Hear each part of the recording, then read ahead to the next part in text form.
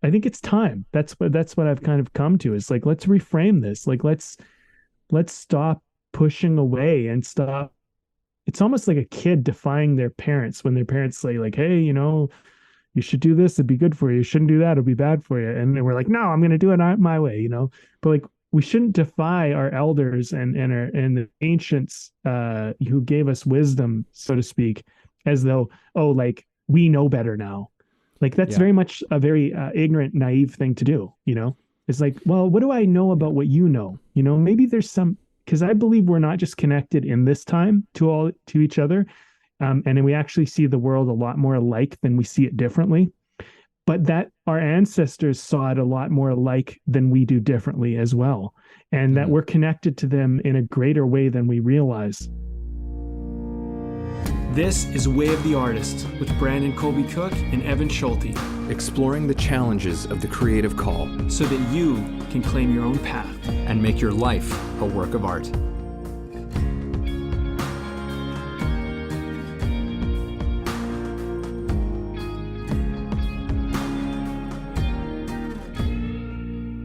Welcome to the show, everybody. We are doing another episode. This one, we title these things. I was just thinking about that, Evan.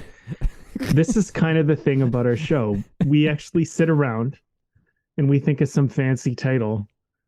And it's just actually just dawned on me how kind of that's funny. Like like, but this is part of how Evan and I work. We're trying to go like, okay, there's a lot of things to talk about. What do we talk about? Where do we direct this? And we come up with some title, which often doesn't quite give you the. Sometimes it doesn't give you any clarity on what the hell we're about to get into, which is probably true for this moment. But this one's called "The Things We Need to Hear Most," and I really enjoyed the conversation we had leading up to this. And maybe the title doesn't really clarify what we actually talked about, but we're going to get into it. And there's been some interesting insights, I'd say, that we had this week, which kind of got us to this point. But I think the main message here, just to kind of clarify, I guess, what we're trying to talk about is that, well, you can add your part, Evan, but I'll say this is the way I'm interpreting it. We have these wisdoms that we learn in our life, and almost like advice that we would give to someone else. And that's the advice we often need to follow ourselves. That's the advice we need to pay attention to, we need to listen to. And sometimes we just need a chance to check in with ourselves to get that advice, to be able to like recognize that, hey, you know what? Maybe I already have the answer inside of me if I just take a moment with myself and ask some questions and listen and maybe pray or maybe meditate, whatever that might be for you. Maybe it's just get out in nature and or get away from all the distractions. And as an artist, you know, you might be learning your craft or whatever you're doing, you might really enjoy it. But at some point, I think for all of us who do anything in arts or even entrepreneurially, we're trying to figure out how to do something that is unique, something that's new, something that is a different offer. And the only way that you're going to be able to find that is really by checking in through you and figuring out what you want to do. And before I pass this on to you, Evan, I want to share a story. I know you've seen this video and it's a very famous video and it's worth people checking out, but it's by Simon Sinek. And he talks about business and he talks about how every business has a what they do, a how they do it, and the why they do it. And what's problematic for most businesses is they talk about what they do, and then they'll tell you how they do it. And then finally, they might get to why, but the why is just almost irrelevant. And he Mhm. was talking about in the talk, he talks about Apple and how the reason why Apple's so successful is because Apple talks about why they do what they do. And then they tell you how they do that, and what they do is they just happen to sell computers and phones and things Mhm. like this. And so when you're doing anything, I think creatively, or you're building anything new in the world, what you do is almost not as relevant as why are you doing it. And the why is such a deep question, and you really got to dig into it. And I feel like part of this conversation resonates with that, and I just wanted to bring that in. as kind of maybe a reference point. But I'll pass it on to you. What do you think, Ben? Yeah, well, I think that question of the why, that it's an interesting thing that you're referencing into this, because I think it to me, it simply speaks to that aspect of really beginning to hear ourselves clearly, really hearing our lives clearly, and the direction that our lives want to go. I think that's, it's a big part of an artist's journey in terms of finding your voice, is kind of the cliche that we hurl around for that. But I think in terms of, figuring out what our lives are all about, I think that is a huge part of it, is understanding that deep voice, and what are the things that we need to hear are the things that bring us that kind of clarity, because there are so many things going on in our world. There's so many big motions and movements, which, yes, we're certainly a part of, and we need to be aware of. But I think that so often, and probably to a certain extent unnecessarily, we get too caught up in certain things that just confuse us from our gifts, our strengths, our calling, purpose, I don't know, whatever you want to call it, whatever words resonate with you the most. But there's so much stuff flying around, and we're so often looking around for someone else to give us answers to things, to help us understand who we are, right? And it's a weird thing to think of that. It's like we're looking to other people to tell us who we are.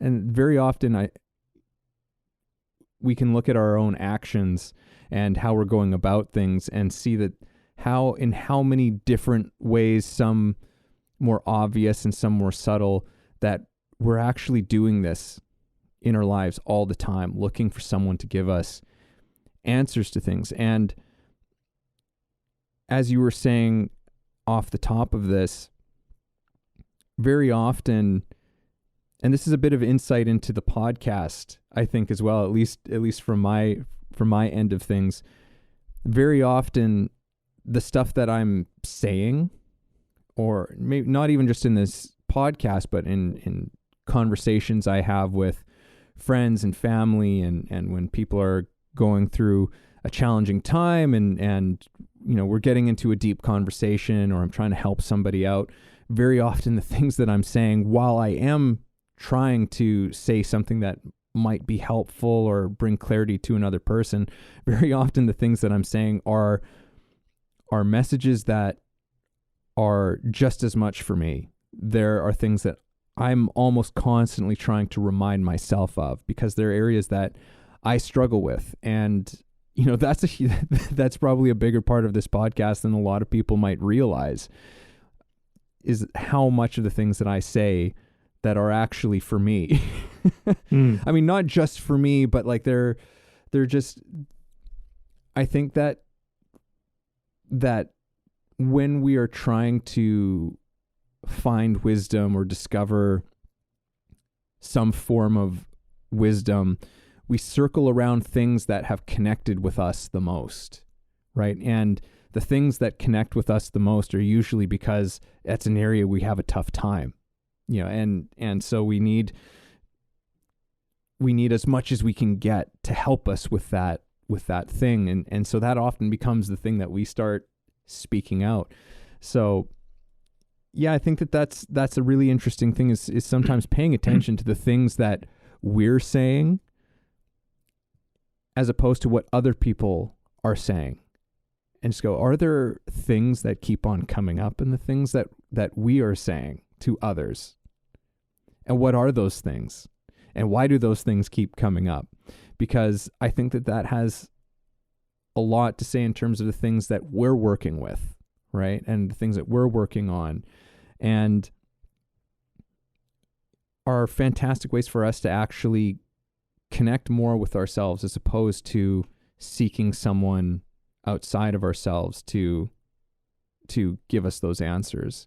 So I know I said a lot of things here, but I'm excited. You brought up some things as well, like around like prayer and journaling, and I'm excited to get into all of that stuff, especially because some of those words can be, I hate to use the word triggering. I wish I had another word that I could use, but they could be words that make people's skin crawl a little bit. I'm going to put it that way.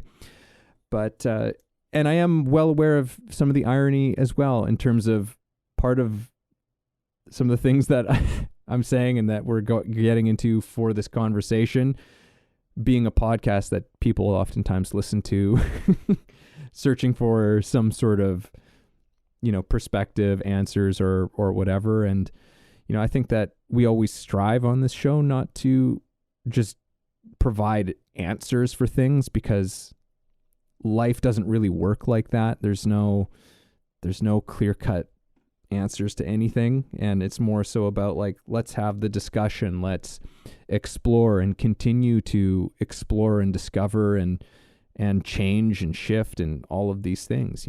It's being part of the movement of it all. So I'll leave it there because I've said a bunch of stuff, Brandon, so I'll hand it back over to you. Yeah, I mean, I think the word prayer is probably one of those words that gets people sensitive these days, and they tie it back to religion and all of that. And there's, for some people, I know they have connotations. I know at one point in my life, I had an aversion to certain words. There were certain words like prayer or spirituality or God, things like that. They were difficult for me to navigate, because one of the big things for me is I didn't want to get caught into groupthink, and I didn't want to get caught into being pressured to do anything that, and I didn't want to be guilted. And look, if you're one of those people, like, I 100% relate. And you shouldn't be, honestly. You shouldn't be ever guilted. You shouldn't be pressured. None of that stuff should happen. So if words are, if they're bringing up something for you, all I can say is just like, sometimes good words get, I want to say they get negative connotations, or they get kind of poisoned in our minds because they're not used the right way, but it's not the word's fault, and the word still carries power. Mm-hmm. And you shouldn't let the outside world control you like that. So my suggestion for anybody, if a word that we do say during this podcast, because I guess we're going to dabble into that, is, try not to take it out on us, and try not to take it out on the word. The word is still powerful, and whatever your world around that word is, that's what needs to be called into question, not the word itself. So the relationship to the word. Yeah, exactly. And like, to me, the word prayer was one of those words that I had to navigate and I had to work through. But, I'll bring up this thing I talked about in another episode where they call it spelling because it casts a spell. And, there are spells that you get to cast with the words that you have available to you. And really, you can, in a lot of ways, you could argue that you can only cast spells based on the words that you have. So why deny yourself a very powerful spell that could help you and heal you and clarify for you and do all these wonderful things for you, just because someone used that spell maybe in a way that wasn't so good at one time? You know what I mean? It doesn't make the spell bad. It just makes the way they used it bad. And you should separate things from that. Like, for example, you could use the word knife. Some people use knife to cut their steak, to do surgery, to do wonderful things. Some people use it to hurt people. Does it make a knife a scary thing and a bad thing in and of itself? No, but used appropriately, it's a powerful tool. So when we're talking about words, if you ever feel triggered, on this podcast with, something we use like prayer or whatever, God, for example, that's a very sensitive word for many people. And I get that. And not people who say don't even believe in God. Sometimes people, it's like, well, my God, and this God's no good. And, there's all these varying things. So look, at the end of the day, your version of it is all that really matters. And if people are misusing something out there, don't let them strip you of it just because they have been abusing it, or maybe you saw it abused or whatever. That's just some advice I would say, because I do feel like, you're saying we need to hear what we would say. I think sometimes I need to hear what I have to say right now. But a lot of the time when I speak, I always try to think of myself when I was younger, particularly at 16, because I was so lost and so confused at that time in my life, and just kind of like, what the fuck is going on in this world? Like, I thought I understood it. Now I don't. Yeah. So when I look back at that young kid, I try to almost speak to him and be like, this is what I would tell myself back then. I would say, hey man, like, look, the word prayer and God, those aren't bad words. The way they've maybe been used, the way you've seen them maybe used, the way they've, things that you feel like you've experienced in your life, maybe those weren't so good. Try to separate the action from the thing, so that you don't just say, oh, this is all bad, because you're doing yourself a disservice. Imagine if you just said knives are bad, period.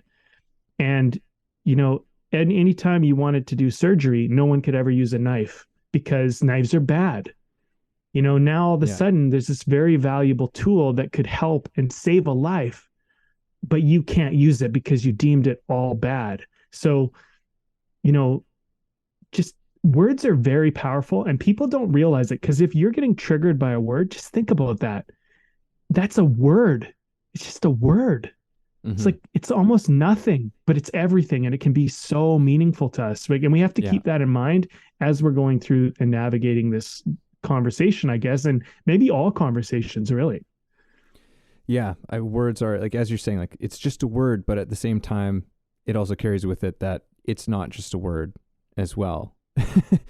and it's interesting. Like, I'll keep on with sort of like almost that spiritual side of things, and in terms of an example, because what that makes me think of is, you said the word God, and that's a word that, just really doesn't sit well with a lot of people. And with a lot of people, it's a perfect word. It's a comforting word. It's it has all these different meanings to different people.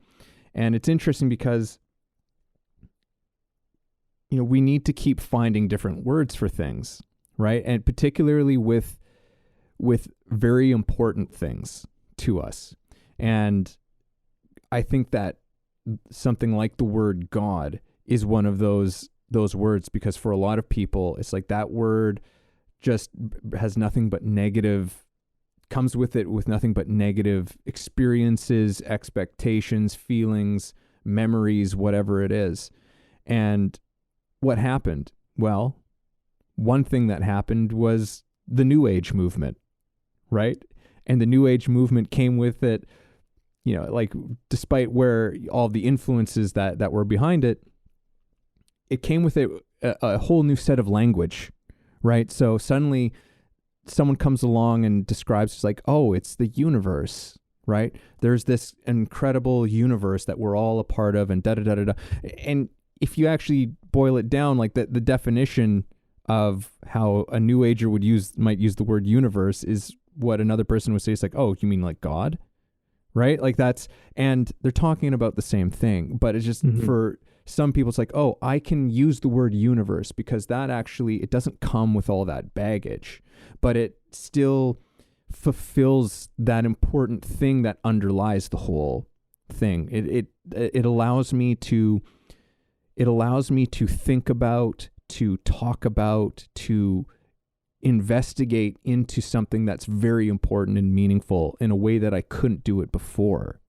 Right? So like that's, I think, why we continue to find different words, because there's a lot of people who they hear that New Age speak now, right? And they're just ugh, that makes my skin crawl. I can't stand it, right?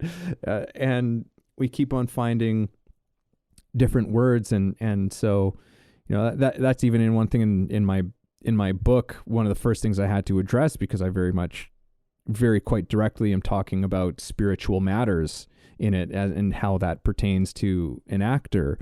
And one of the very first things I went into there is like, here's a bunch of words. I just came out and I didn't even cover probably even close to how many words there are for this thing that we might call spirit or God or all of these things. But it was like, hey, use whatever, like, this is the word I'm going to be using in this book, but please like substitute that in your mind with the word. If this is just too, like, if it doesn't allow you to enter into this conversation at all, use the word that works for you. And so maybe this is a good time to talk about this thing of prayer.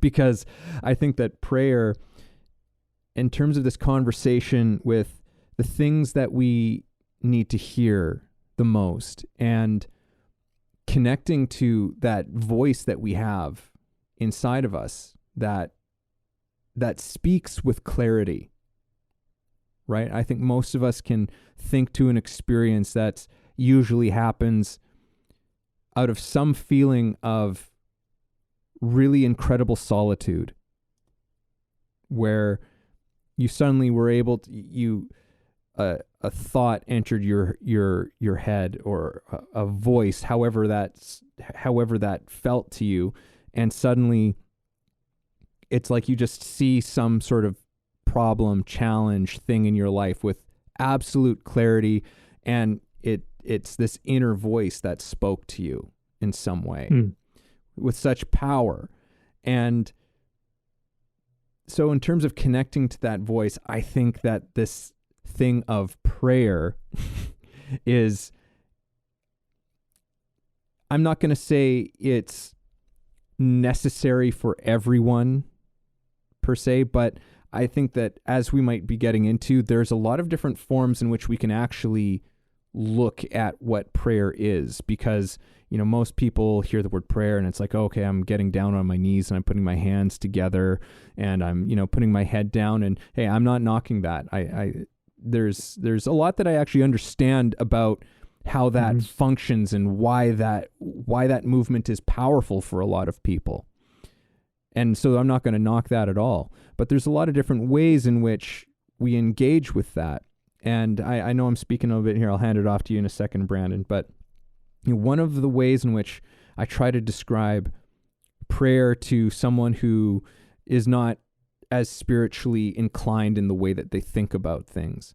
But for me, the way to think about prayer is like, okay, well, it's this moment in time, out of your day where you are intentionally interrupting the pattern of your day, of where you're placing your mind, of the things that you're thinking about.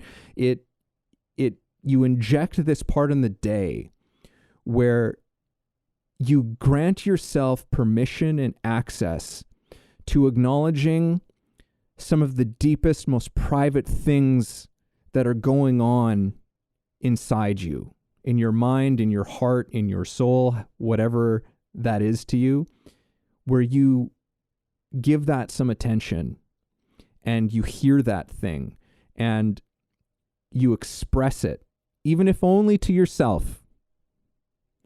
But you give yourself that permission to do that because it's something that you can't even say to anybody. Maybe not like things that you very often you can't say to your best friends, to your spouse, to whoever it is. It's a place where you can do that in complete security and safety. And I think that that's the power of that thing. But there are many different ways in which we can achieve that result without necessarily that motion of, getting down and bowing our heads and all of that kind of stuff. So I'll leave it there. And as far as, but I wanted to just maybe, set the stage a little bit for what is, at least for me, what is prayer actually about? What is it actually doing, and how does that actually function in a more pragmatic kind of way in our lives? Mm-hmm. Well, one thing I'd like to mention is, something I've learned about prayer and just a way of looking at it, because that whole sitting down on your knees or getting down on your knees, putting your hands together, looking up to the sky, whatever that might be for you. um some people might think, well, that's just such a it's just such a big deal, but the whole, like, try to understand where people come from it, because we're all doing the same things ultimately. I think what people don't realize is that we just have a different way of doing it. So something that I learned about prayer, when people do these kind of almost, um they have like this, like this way that might seem weird to you. There's a certain amount of going at it with kind of a real respect. I've talked to people about this, and it's like, for example, if you can just bridge with me for a second and just imagine in someone's mind, they are looking to God, right? Maybe to you it's the universe, whatever, but they're looking to God, this to them, a creator who maybe has granted them this life and given them this option to live, and and granted them free will, and put also um thorns and roses and everything in the whole environment. And so they might be coming to that God of theirs with the utmost respect and saying, listen, you've granted me this life. You've given me this opportunity to speak with you and to connect with you. And they truly have seen miracles in their lives. They really have made that connection, and they're going at it with the utmost respect to say, this is what I'm struggling with. This is what I want.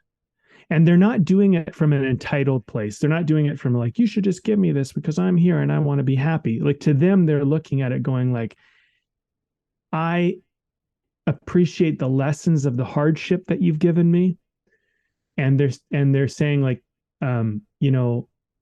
maybe can you give me mercy?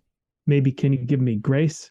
Maybe can you help me achieve this thing that I really want, or help me see why maybe it's not right for me? And so if you were to think about it in terms of even a parent or somebody that was just like had your fucking back, somebody that just was there, that loved you, that was trying to take care of you, would you go to that person and arrogantly just say, hey, give me this?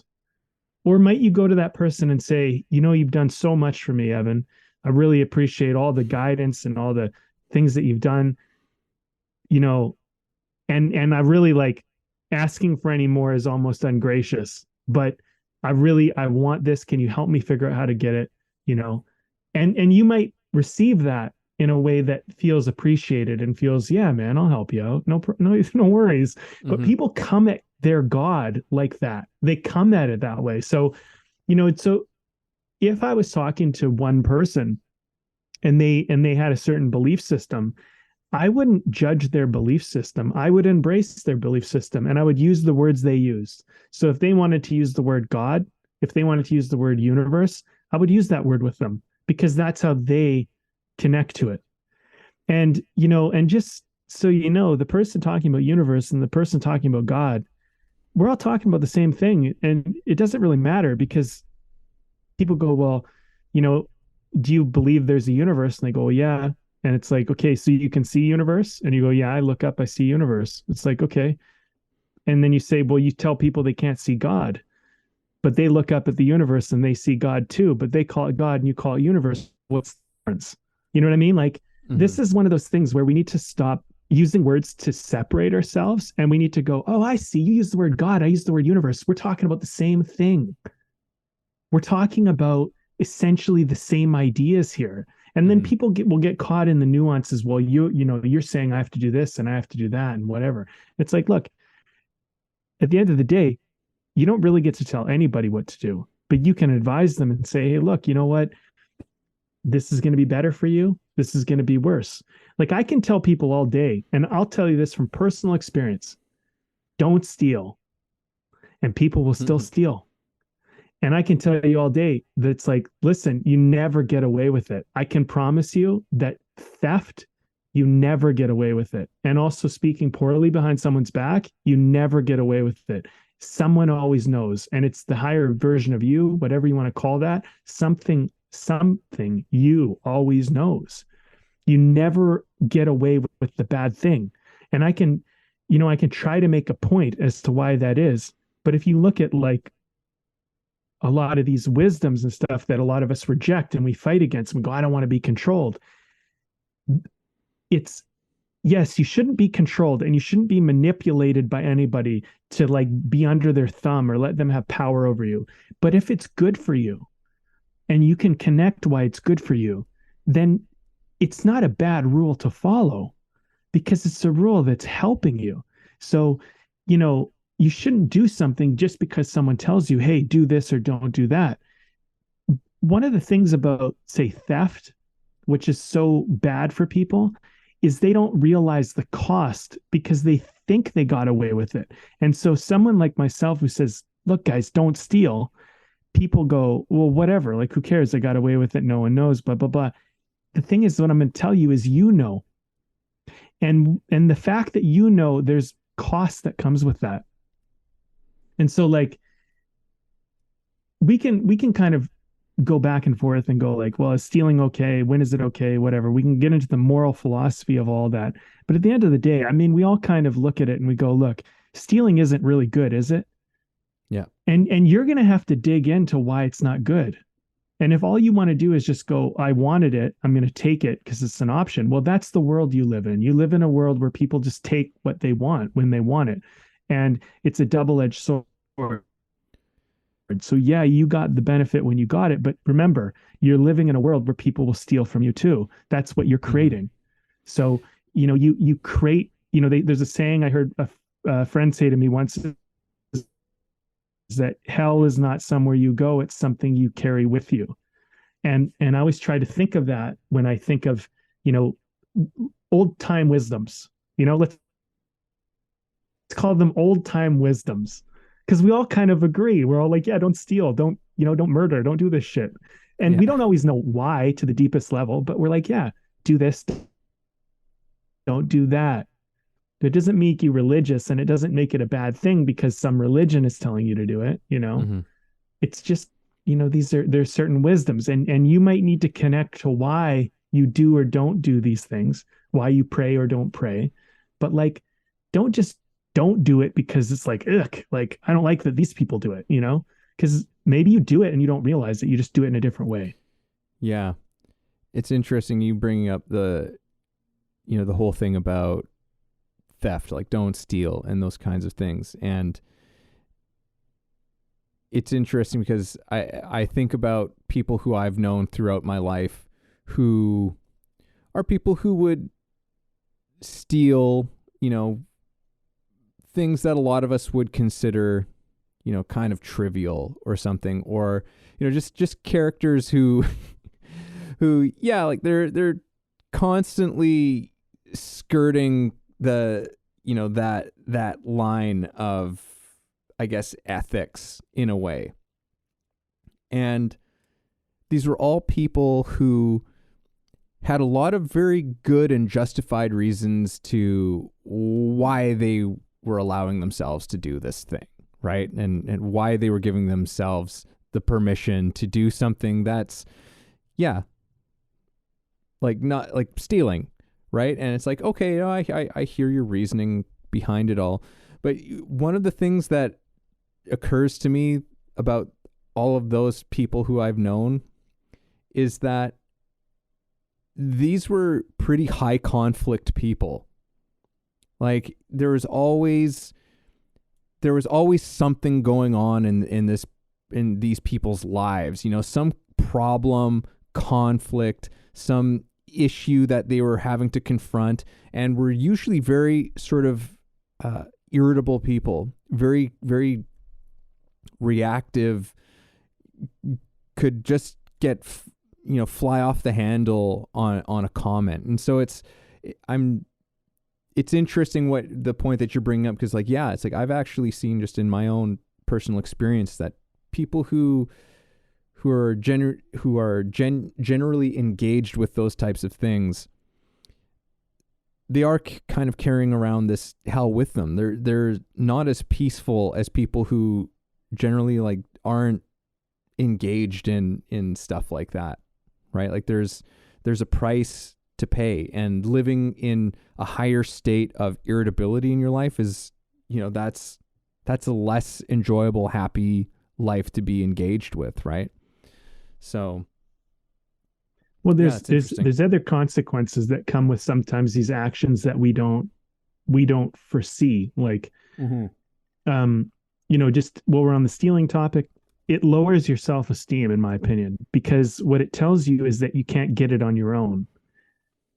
And think about that. Like, it's a belief system because, like, I've stole before, and you know, in my ignorant stage of being unaware of what theft actually did to me, and it caused more damage to me than it caused to anybody. And once I realized that, that was a big part of the reason why I didn't want to ever steal again. But also I learned that, like, look, if I can earn it and get it myself, I have a self-esteem. I believe in myself. I'm going to find a way to earn it, to get it. And I'm never going to feel bad about having it. I'm never going to feel like it wasn't mine because I figured out how to get it in a way that was right, that was good. And I don't know if you've been stolen from, but it sucks.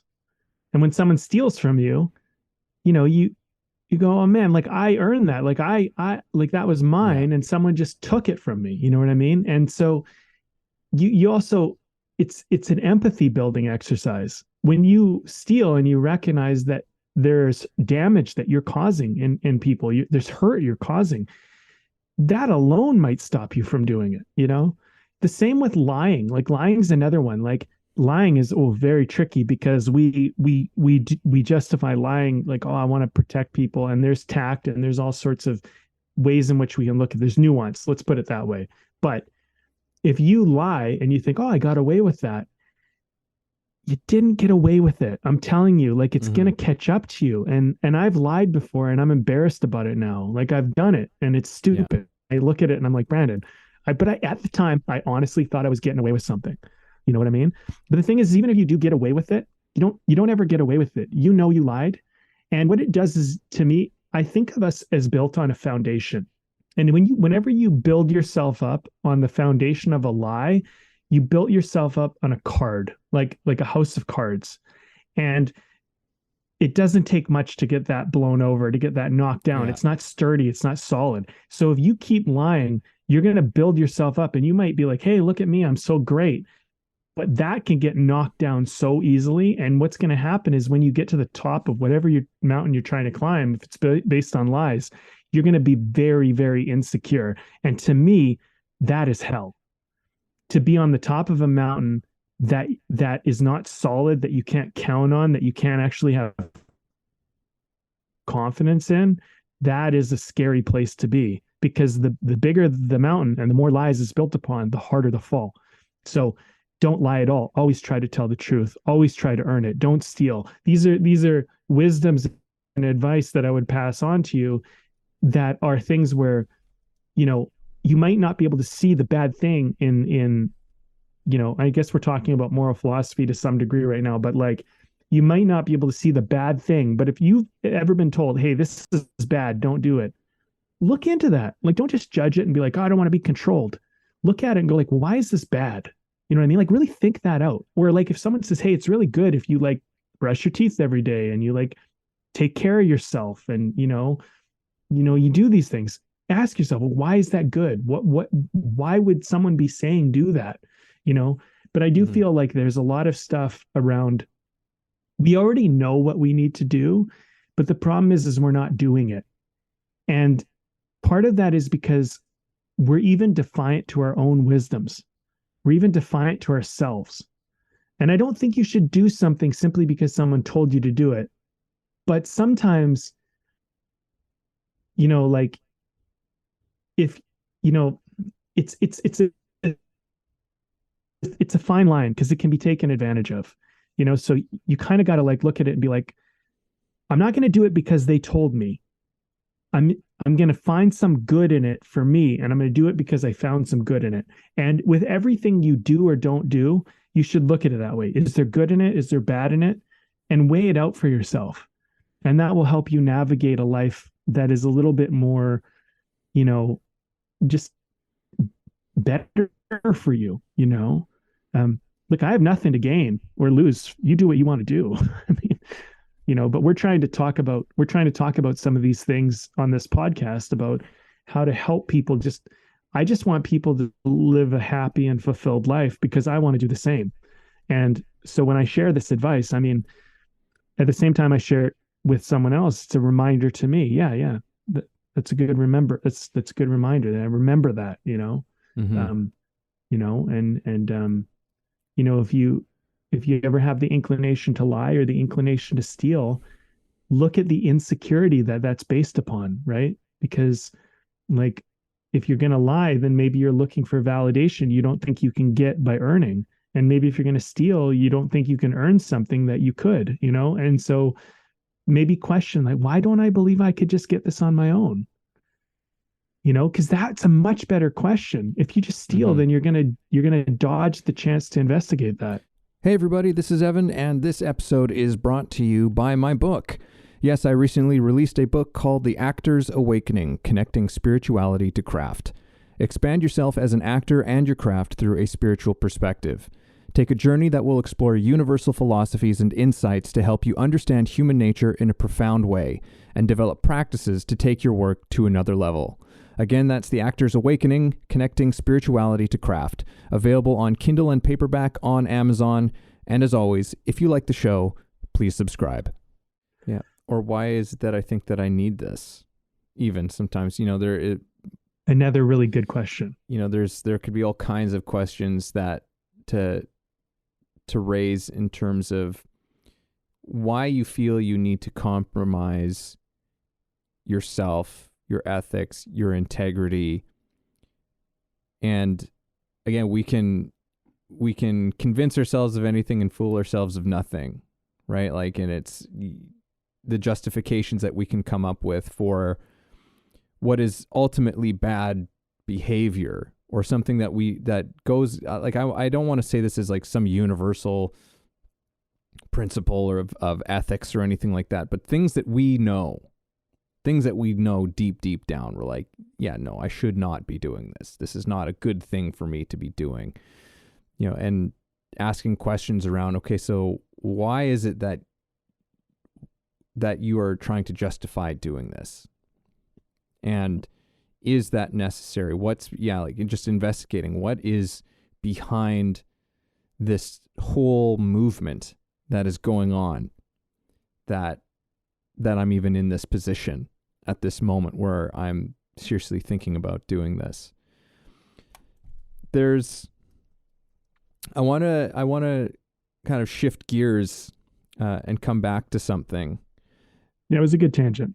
Yeah, no, it was. I liked it. It was a good tangent. I'm glad we followed that one down. I wanted to come back to this thing of prayer, and in a way redefining how we think of that thing of prayer in like a new sort of, I guess, with this conversation as to like, okay, so it is a motion, it is an action, it is a doing of some kind that is that pattern interrupt, that gives you an opportunity to hear that thing that you need to hear the most, to connect to that true thing of who you are. If we think of it more so in those terms, one of the things that strikes me is that for an artist, your art is your prayer. Creating art for many people is a kind of prayer because it allows for you to go into something. The artist is very, you know, I think that there's a misconception very often about art and artists, that an artist just has this completed idea formed in their, like, completely formed, and then they just put it out there and they're like, yes, I'm sending this message to the public, to to my audience at large, and I'm going to deliver this message to them through my art. And certainly there can be, and is, and it's an important aspect of a type of intention to what you're doing. But the idea that that whole thing is completely understood, that it is completely formed before the thing is created, is a pretty big, I think, illusion about what's going on there. The artist very often is entering into some sort of project, is called towards some type of story message that they don't fully understand.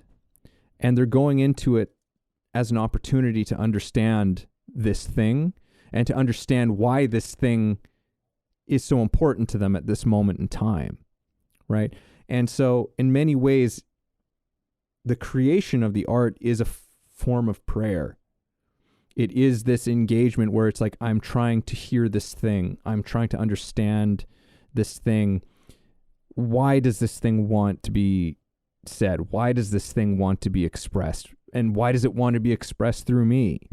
Why is this important to me? You know, and so when you're seeing any art in any medium, very often that's like that, what you hear and what you get as a finished product is a thing that is actually filled with questions. It is filled with questions. It's filled with wonderings, and it's filled with wanderings, and it's filled with all of these things that eventually reaches a point that says like, okay, like, here we go. Like there's something has, maybe something has been arrived to, maybe something hasn't entirely been arrived to. Right. And there's a place for all of that within the artistic medium, but art itself ultimately is the point that I'm trying to make, is that art itself could be looked at. I won't say it is, I won't put that on anyone, but like we could look at it as a form of prayer. Just as, you, like Brandon, I know you've been journaling for like, 11 years, 10 years, 11 years, that could be looked at as a form of prayer. Hiking in the woods, getting out into nature can be looked at as a form of prayer. I think that for so many of us, we can look at something that we might already be doing in our lives and see it's like, okay, so what is it about that thing that you go and you do? Very often it's something that you go and you do on your own. That's just for you. That is that thing that gives you solitude and clarity and peace and all of these types of things, or it gives you at least a place to give voice to all of the unsaid things, even to yourself. What is that place that might already exist for you? And if you have one of those places, that's kind of a prayer. That's an offering out there to hearing and understanding yourself and your place and all of these things on a deeper level. So I want to open that one up, Brandon. Yeah, I hear that.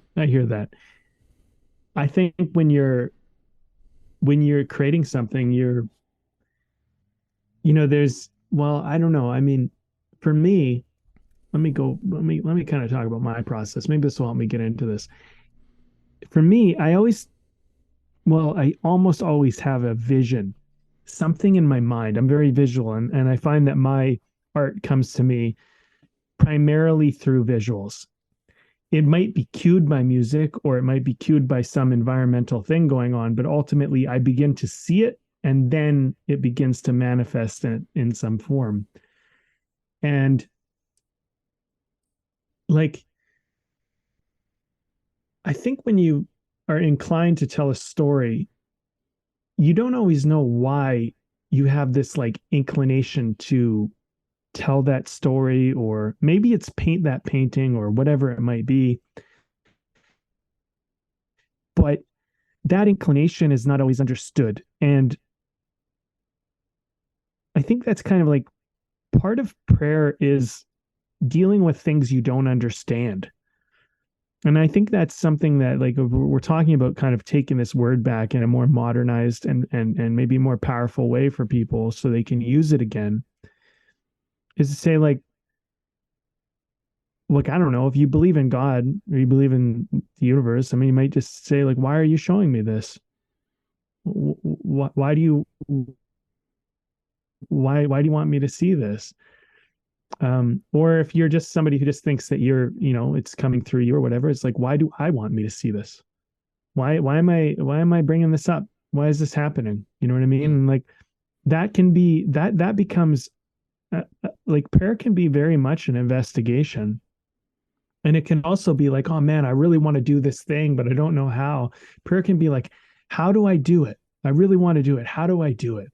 And I think in our culture, one of the challenges that a lot of us face is that we're so distracted by everything. Like, technology is so advanced and so profound at this level already. I mean, I can only imagine where it's going to be in the future, but it's just so easy to just have your attention just pulled in every direction by all this cool stuff.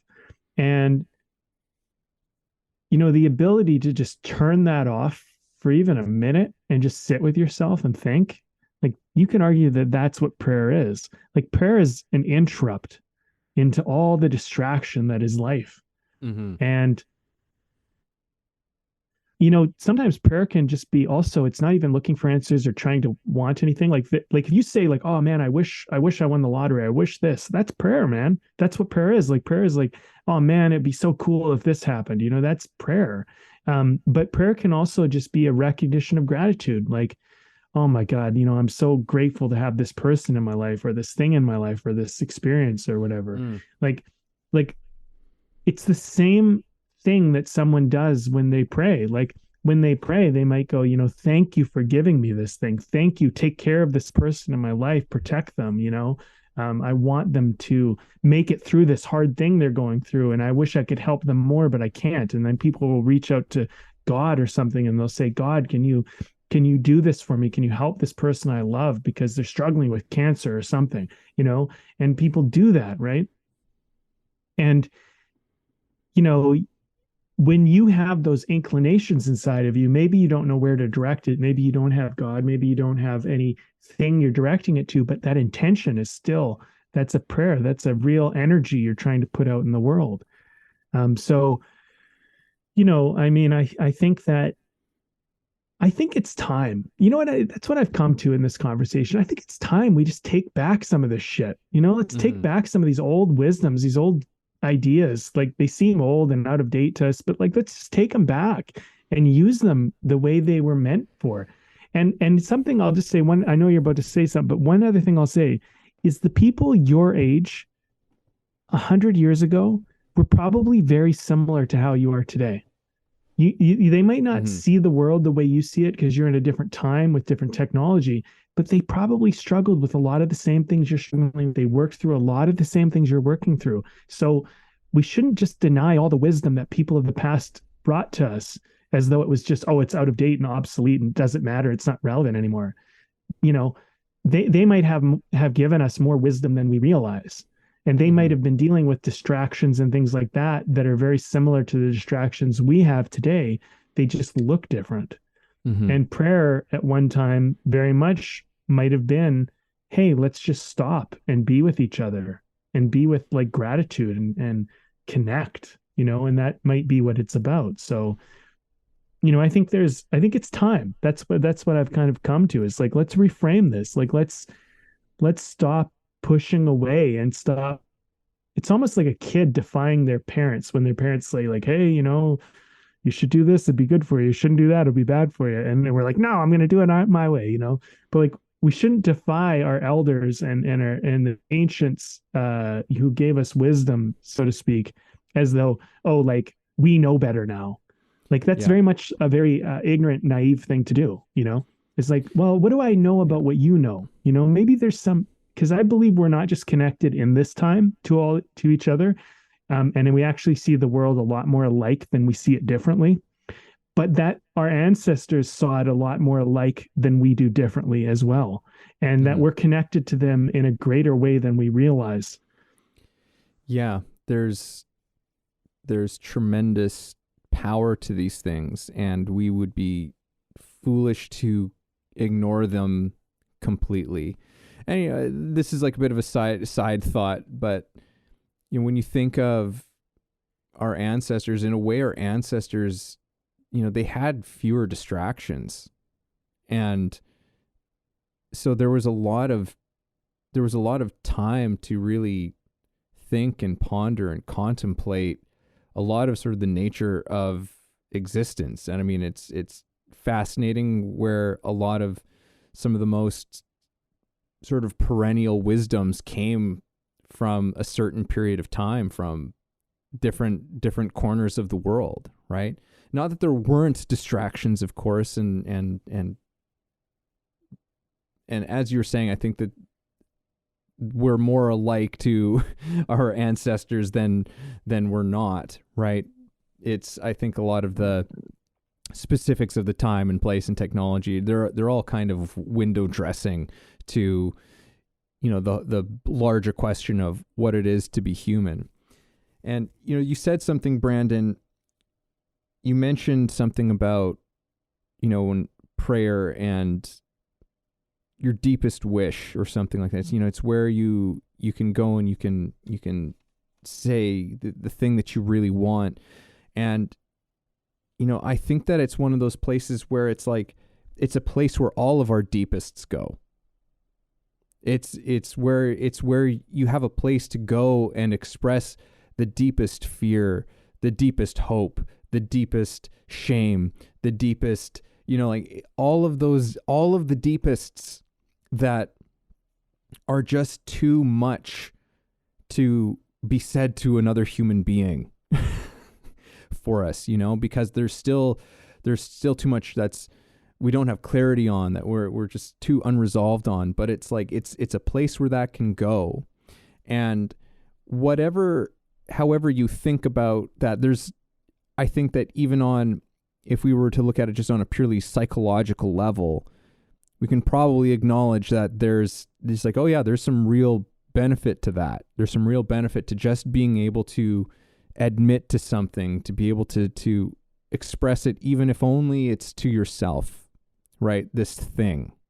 And because then it's not something that's completely in the dark and something that we are completely ignorant to or trying to push aside. It's us directly and voluntarily acknowledging something, right? I think that, if I were to offer any sort of perspective on the idea of prayer being offered to someone, is that it's like, well, I think that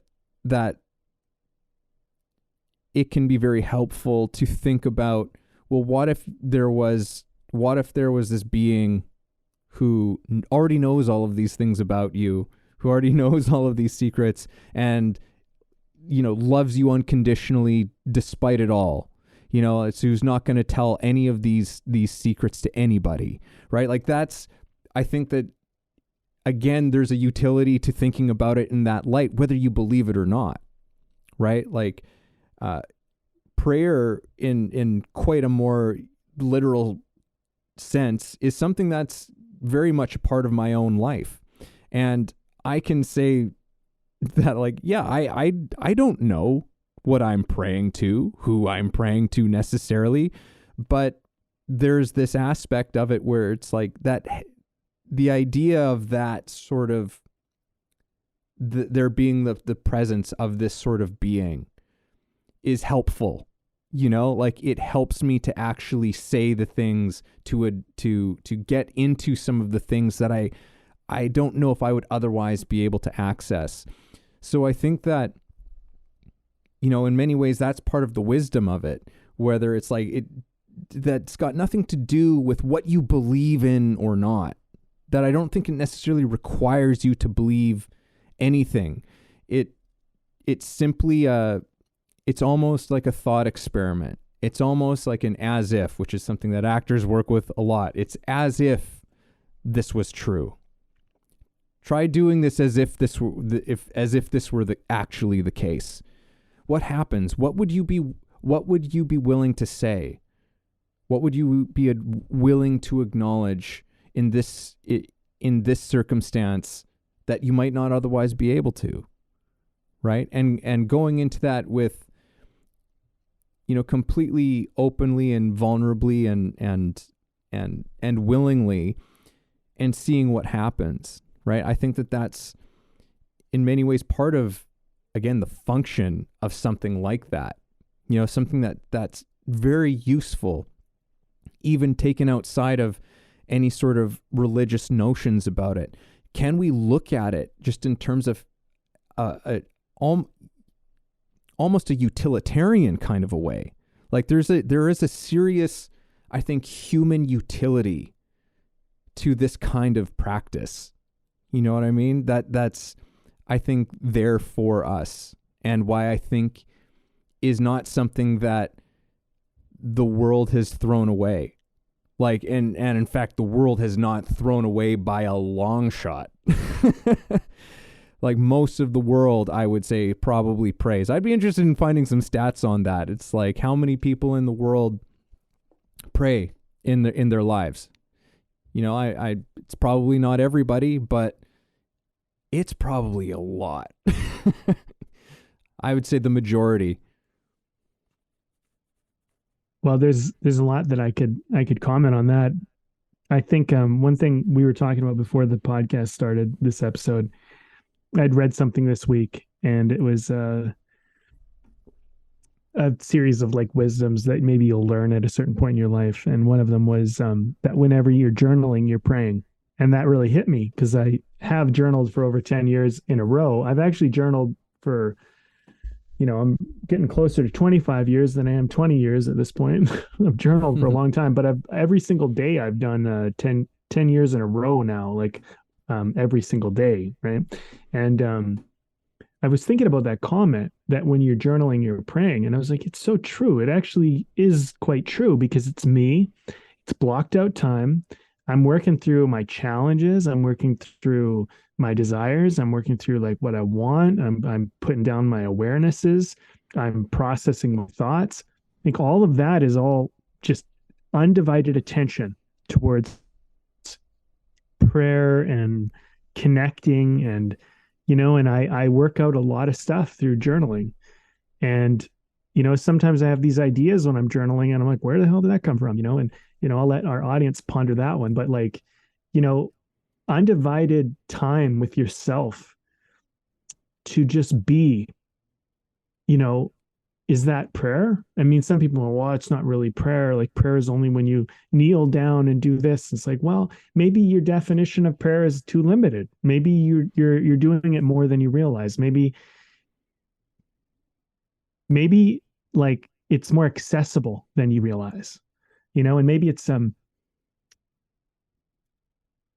it's just an important part of like what helps you hear what you need to hear, because like the world is going to be full of messages and people are going to tell you like, this is how you do this. And this is the way this should be done or shouldn't be done. And you're getting bombarded with that all the time. But I find when I stop and I'm just with myself, it gives me a chance to go like, do I agree with that? Do I think that's true?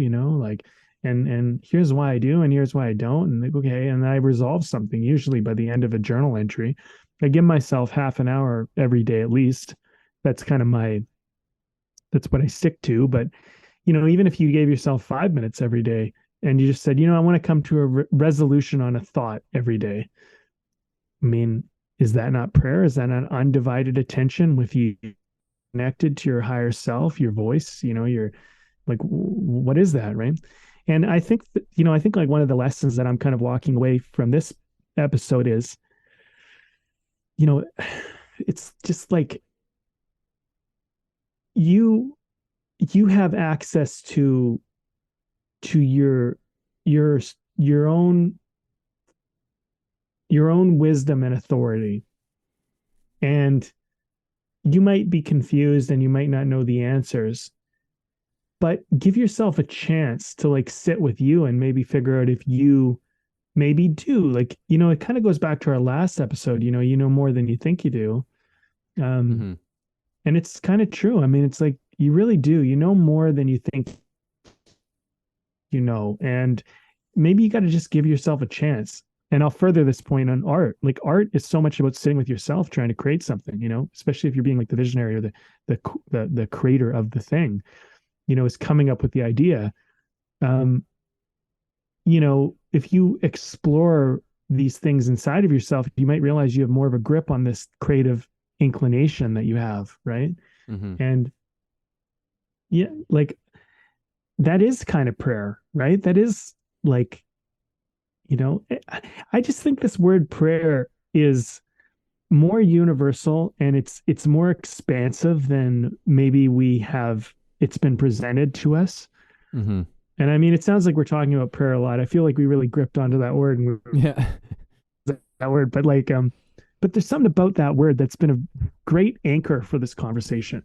It's been a great way for us to kind of play with an idea, to think about how do we help each other and help others listen to their own heart a little bit more, Yeah. and trust themselves a little bit more, and stop delegating all the authority of your life outward all the time, Yeah. to people, right? But if you maybe like delegate it out to, this either in higher internal self or God or the universe, or, just the ether of your existence, maybe you're going to come up with something a little more genuine, a little more authentic, and a little more real to you. Because I can tell you, like, everybody has an opinion. Like, you talk to anybody and they'll tell you, oh, this is what I think, this is what I think. But if you keep looking to what other people think, I mean, when are you ever going to hear your own voice? Mm-hmm. Right? That's kind of my question. I think like what we're talking about a little bit is like sometimes maybe the answer is listening to your own voice and not listening to everyone else's, Yeah. Man, yeah. We should probably wrap this one up here fairly soon, but there's a few other things that come up for me. And one thing is, we really did grab onto that word prayer, and in terms of finding words, it might have been good to have offered some other words for this thing, but I think that something like inquiry or reflection or contemplation, like these might be more secular type of words that are not as offensive to some people's sensibilities. So again, I hope if you're still with us and listening, if prayer is a word that sends chills down your spine, I hope that you found an adequate substitute word in the meantime as we've been going into this, and get where we're coming from, because neither of us are putting forward any sort of religious assertions in this at all, because it's just not who we are. But in terms of, as you were saying before, Brandon, like trying to, how do we claim some of these things back for ourselves in a way that serves us and functions for us in a way that there was an original intention or a seed of something that was there to actually help us out. And the other thing that I wanted to say in terms of some of this, and coming back to this word prayer, there's an aspect to it as well, in my own understanding, of humility, right? There's this part of that whole thing of recognizing sort of our own limitations, right? Like where we again voluntarily almost humble ourselves, and maybe more specifically where we are humbling our egos. We are humbling this part of ourselves that just takes itself too seriously, right? And wants to be a big deal. And, that's another one of those, I think, wisdoms that has existed for a long time about learning to be truly humble in your life, because there's a very strong correlation between that and having a joyful life. Because the truth is when you think about trying to be a big deal, when you think about, or if you are a big deal, trying to remain a big deal, man, that's a lot of stress. That's a lot of trying to hold up an image of yourself, as opposed to abandoning that whole idea of being a big deal.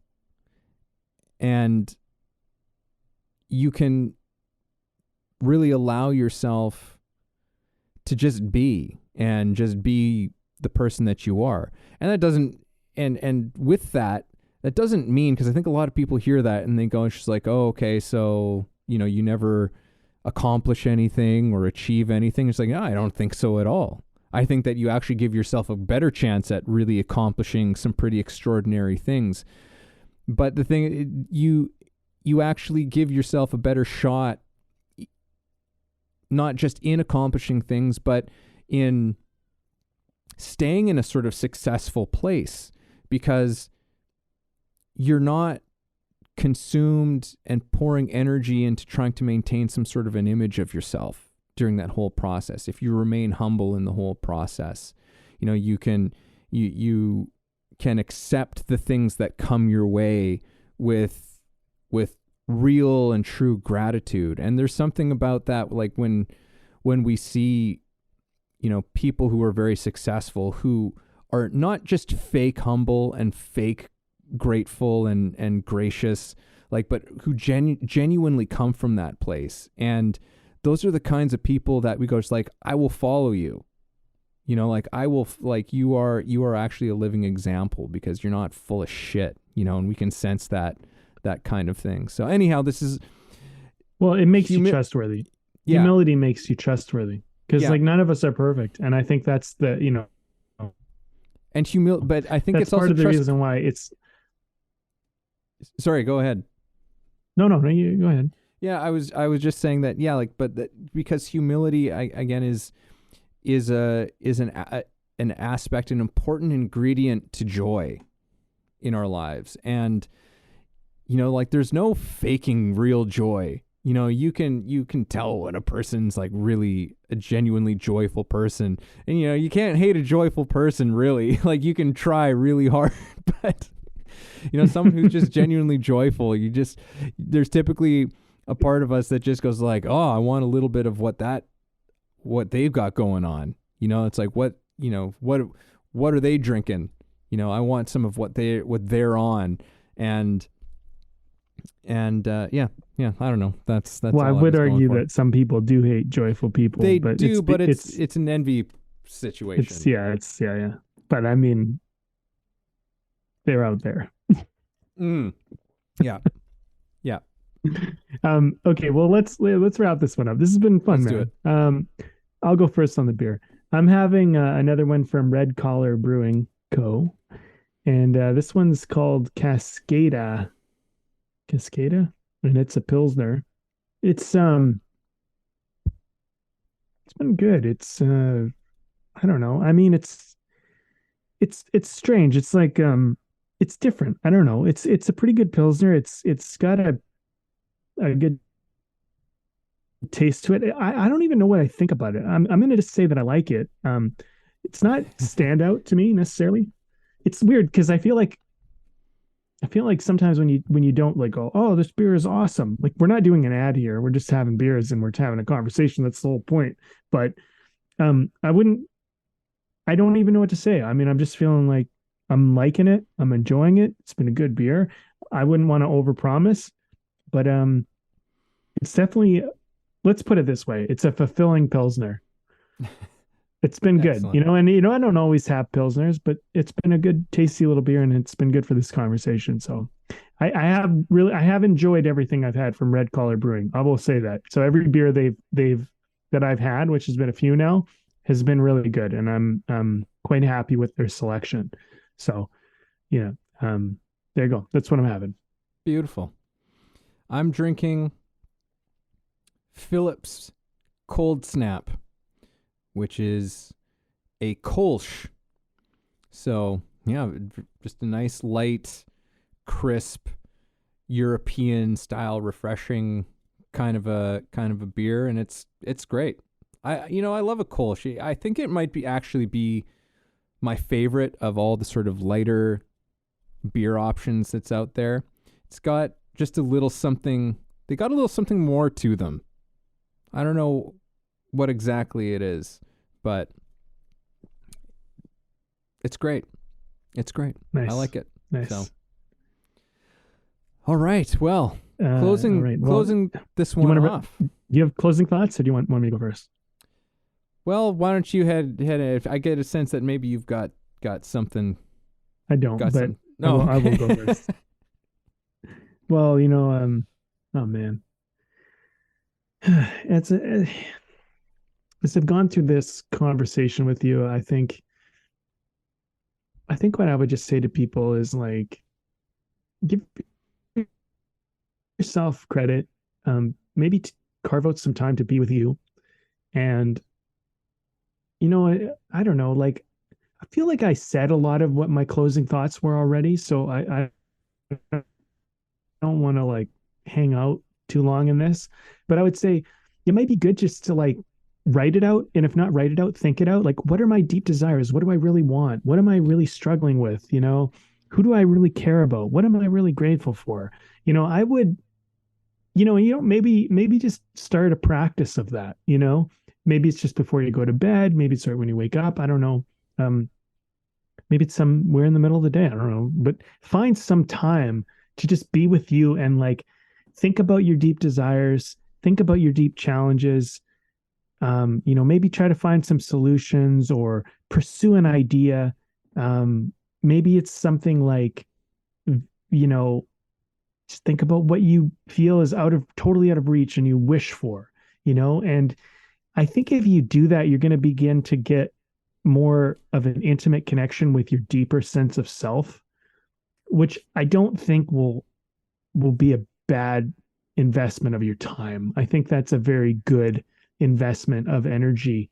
And you don't have to go over it doesn't have to be this big, massive thing, even if it's just a minute or a few minutes every day. I mean, that would be better than nothing. And I think that, I'll just finish with this thought. I think you deserve it. I think the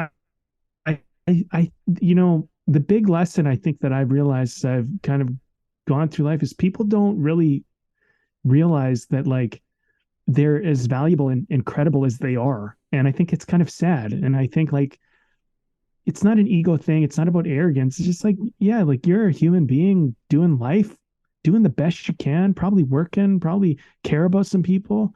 Maybe you made some mistakes in life, but you're doing it, you're trying. And like, I just think like, you're doing it, man. You're doing it. Like, so just give yourself a little bit of love, and a little bit of attention. And like, it's, maybe you fucked up a lot, but like, it's okay. You have wishes and desires, and maybe you want to be better. That's great. And explore that. I'd love you to, and I really think that we can change, turn it around. We can change at any time. We can turn on a dime, and anything's possible. And if you feel like you're out of the game, that's a good time to pray. That's a good time to just be with yourself, a good time to meditate, a good time to, connect with you and go, I want better for myself. Okay, what do you want? What do you want that would be better for yourself? And just explore that. And maybe you can start making that a possibility. Yeah. You're talking about like the things that you wish for, and it's something that I actually don't spend enough time with.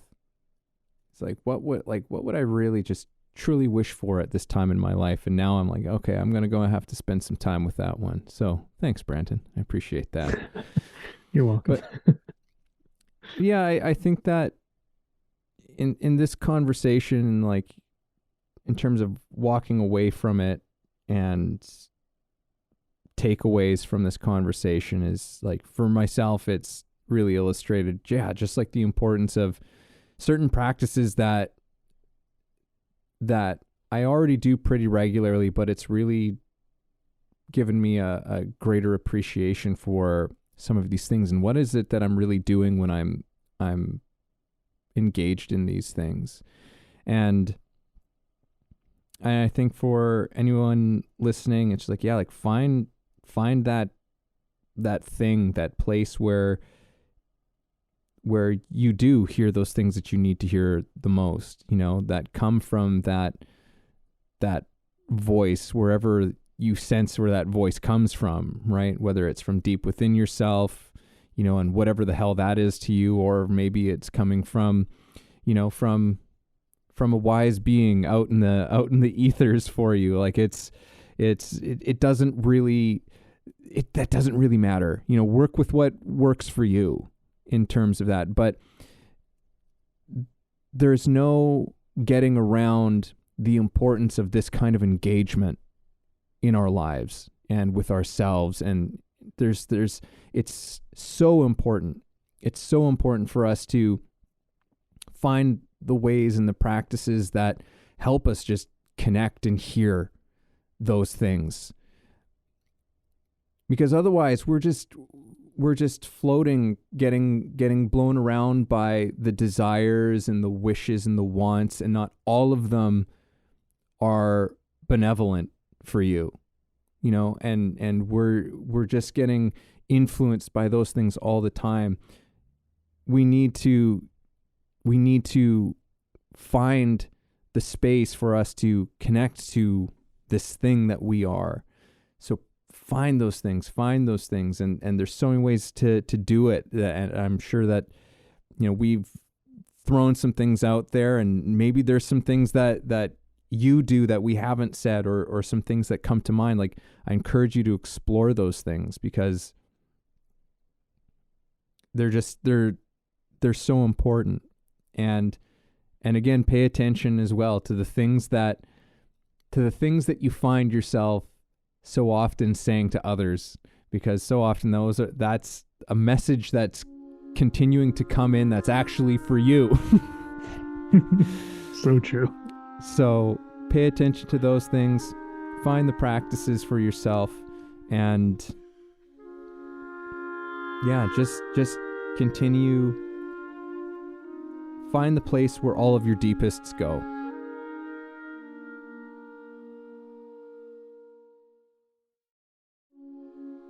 Thank you for listening in on our conversation today.